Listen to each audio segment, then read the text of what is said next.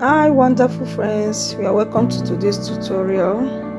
Yes, if today is your first time of coming across my channel, please subscribe. Okay, click on the notification bell so that you'll be notified each time I upload a new video. So here is the shirt we are going to use to demonstrate how to create a buttonhole. I've gone ahead and put a button just on one side of the blanket to form a starting point. Yes, here it is. We have our button. So that simply means that on this particular side of the blanket is where we are going to put our button all through. So I'll go ahead now and create a button space. Button space is distance from one button to the other. It could be 2 inches, 2.5 inches, 3 inches. Yes, depending on your preference. But don't make it to be too open. For this particular shirt, I'll be making use of 2 inches all through the one side of the placket. So now I'm marking 2 inches in between one button and the other. So here it is. I'll go ahead and put button all through from top to the bottom. But before putting the button, I'll give it a hot press. I'll iron out the shirt, especially on the two plackets. I'll give it a hot press before going ahead to put in the button. So now I'm done with the ironing. I'll go ahead and fix our button. Here our buttons have been fixed already on the shirt using needle and thread. Look at on the button space which we have created, the 2 inches button space. Now for the buttonhole, to create our buttonhole, I went ahead and placed the buttonhole placket right on top of the buttons. Just the way you see me doing it. I'll place the buttonhole placket on top of the buttons. That's the way I used to do my buttonhole. Then on top of each of the buttons, in between, I will take out the actual measurement of the button. Yes, the measurement of the button will determine the space of the buttonhole. So in between, for this, I measured out 1 inch. So in between the 1 inch which I measured out, I took out the center point. That's the way you see me doing it. And also the length from the top of the button to the bottom. So I measured out the top of the button to where the button stopped.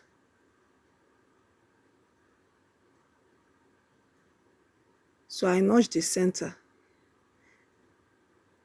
and where the button stops as well. So this is how I will go ahead and create the space. This exactly, the center point is where I'm going to create the button hole. So just the way you see me doing it continuously, the starting point of the button and the end point of the button, I'll take the center point, I'll mark it out. Also the next one, so I will take out the starting point of the button, I'll shock it down, and the end point of the button, I'll also take out the middle point. So for the upper button, yes, the button that is meant to be exactly on the collar, that's, I didn't put it in this one, but in case you want to do that on yours, upper button, you have to be, the buttonhole have to be horizontal, while the rest of the buttonhole is vertical. Now I'm going to use this plain material to demonstrate our buttonhole with a contrasting color chalk and also a contrasting thread for easy visibility.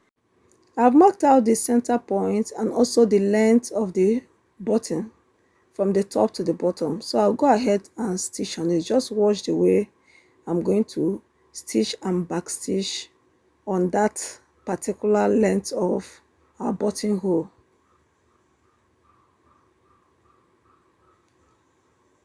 you stitch front, you go back, front and back, turn it. So keep going front and the back. Yes, just the way you see me doing it. Once you reach at that particular length where you marked for your button length, yes, you stop, you turn. So you keep going front, backwards, front, backwards. So I turn now. So I keep moving front and back till I stopped at the point where I marked. So I'll continue to do it this way until it have added volume. Yes. Also, I went ahead and this zigzag stitch on it. I place this is a single machine. It's not every machine that has it anywhere. I bet it is optional. So I still zigzag on it, to make it firmer and to add more volume. So that's it for our buttonhole. So here we have our buttonhole. So I went ahead and did 2 extra. Yes, here we have 3 buttonholes. So I'll go ahead and demonstrate how we can open up our buttonholes. Yes, so I'll make use of seam ripper. What I have in my hand is a seam ripper. So if you want to open up your buttonhole, you have to give a space in between. I just watch the way I'm doing it. You open it up using seam ripper. It's not good to use razor blades because razor blades can easily divert to another direction. But with the help of the seam ripper, it will be firm on the material. So I've done the first one and also the second and the third. On our actual fabric, I've gone ahead and did the buttonhole on it, just the way I demonstrated using that plain fabric. So I'm opening it up right now using the same seam ripper to open up our buttonhole.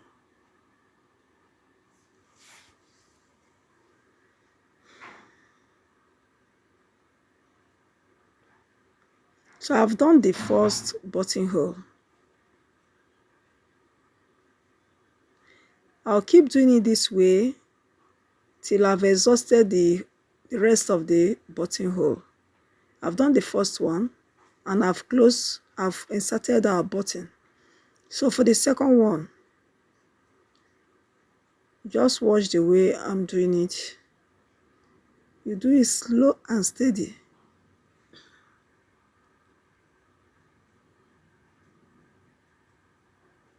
You insert your button once it's open. The third buttonhole, give a space from the bottom.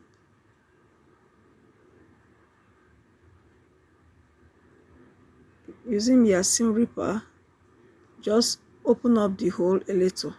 Guys, if you have not subscribed up to this time, please kindly hit on that red button, okay? It's free. Yes, it's free.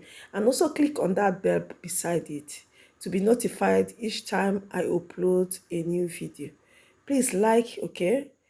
Give a comment. I'll be there to answer. Thank you so much. So I'll keep doing this till the last buttonhole. As I'm doing it, I'll be inserting the button. As I'm doing it, so here we have our shirt.